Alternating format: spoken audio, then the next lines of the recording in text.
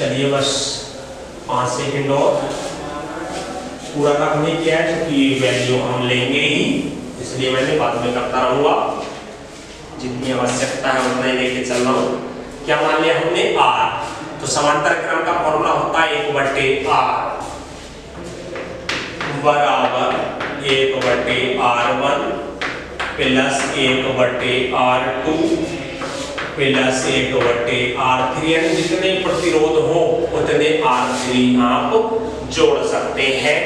तो ये फॉर्मूला हो गया। इसमें मान लगा लेते हैं। R1 कितना है 2, R2 कितना है 3, R3 कितना है 6। अब ये भिन्न का सवाल बन गया कक्षा 6 का। 2, 3 और 6 का एलसीएम ले लेते हैं 6, इससे इसे भाग देते हैं तो 2 दिया 6 यानी 3 आया, 3 कम 3, 3 दूनी 6 यानी 2 आया, 2 कम 2, 6 से 6 खत्म हो गया, 1 बचा यानी 1 कम 1। अब नीचे की आवश्यकता नहीं है, मान हमने लगा दिए हैं। चलिए रख कर लेता हूँ नीचे का भी।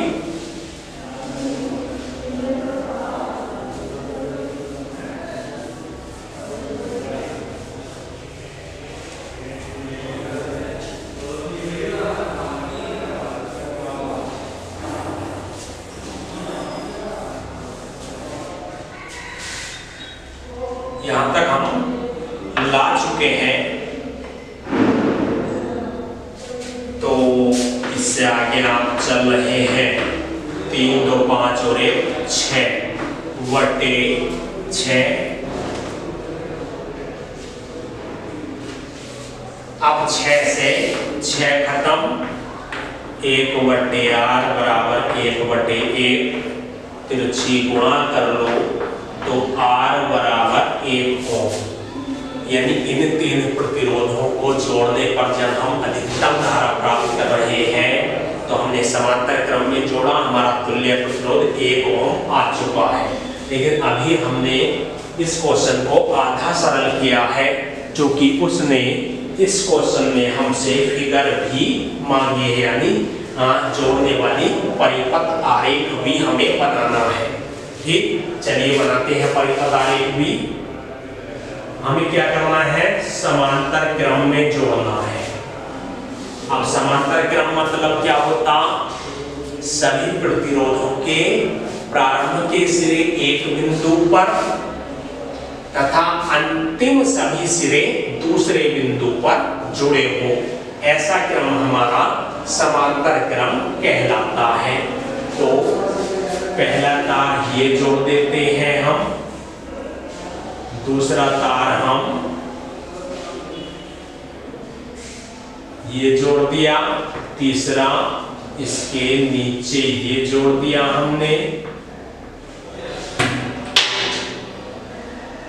और यहां क्या जोड़ देते हैं, एक सेल, यानी प्लस माइनस एक सेल हमारी ऐड हो चुकी है। ये R1 है तो ये कितना था हमारा 2 ओम, उसके बाद 3 ओम, उसके बाद 6 ओम। बिंदु A में B के बीच जुड़े हुए दिखा दो। और ज्यादा अच्छा करना चाहते हो तो इसे R1 लिख दो, इसे R2 और इसे R3 लिख दीजिए। क्लियर हुई बात? तो चलिए यहाँ तक आप जल्दी से नोट कर लीजिए, और उसके बाद क्या करना है, हमें अगले क्वेश्चन की ओर हम बढ़ेंगे।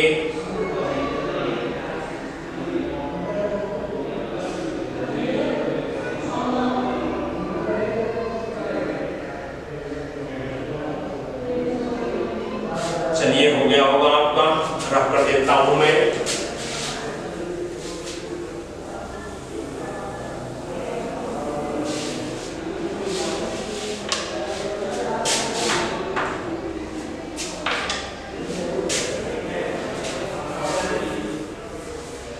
फिगर भी हमने इसमें देखी, थ्योरेटिकल क्वेश्चन थे, साथ में थोड़ा सा सोल्व भी करना था।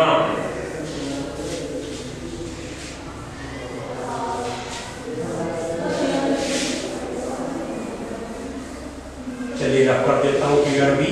बहुत आसान है, जैसे डेरिवेशन में हमने फिगर बनाई थी उसी तरह की फिगर हमें इसमें बनानी है। तो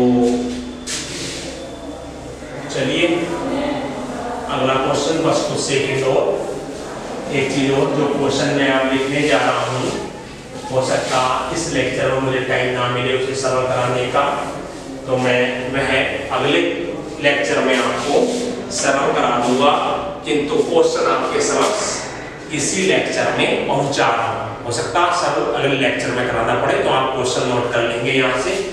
16वां क्वेश्चन कह रहा, तीन प्रतिरोधकों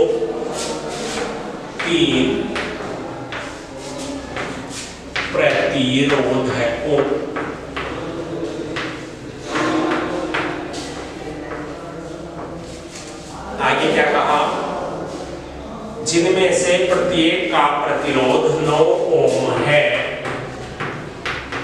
जिनमें से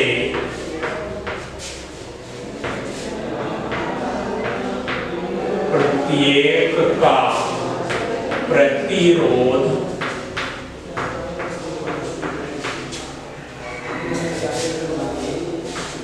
9 ओम है। आगे क्या रहा है क्वेश्चन, को आप किस प्रकार संयोजित करेंगे, को आप किस प्रकार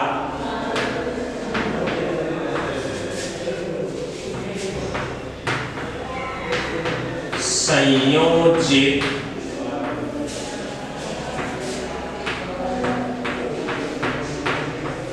करेंगे। आगे कह रहा है कि संयोजन का तुल्य प्रतिरोध, की संयोजन का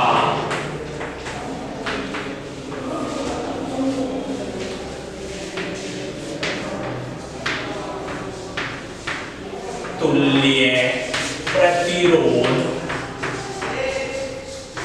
आगे कह रहा है क्वेश्चन 13.5 ओम, 13.5 ओम, सेकंड में कह रहा है 6 ओम प्राप्त। आगे कह रहा है क्वेश्चन में हो। ये क्वेश्चन है थोड़ा सा ट्रिकी क्वेश्चन है, लेकिन सरल करेंगे बिना किसी हेडेक के। संपूर्ण क्वेश्चन आपकी बोर्ड स्क्रीन पर पहुंच चुका है, ध्यान के साथ देखेंगे।